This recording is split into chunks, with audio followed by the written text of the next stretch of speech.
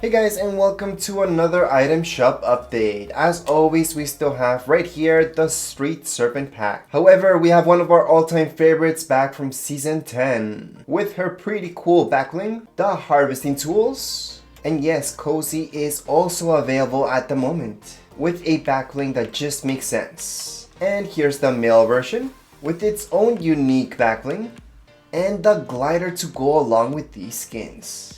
Finally, the harvesting tool, which does go with skins, but at the same time, I think they could have done a better job. I would say the exact same thing when it comes to the wrap, since it isn't that exciting, but it's okay.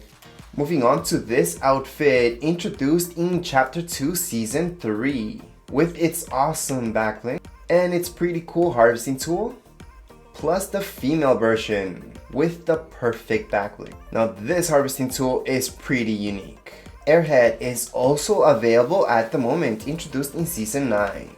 With this pretty cool backbling, we've also got Jungle Scout, and finally all our emotes, which does include this one right here, and Bolt Stance. Finally, Hulk Smashers, which are still available, which means the giveaway is still happening, so don't forget to sign up.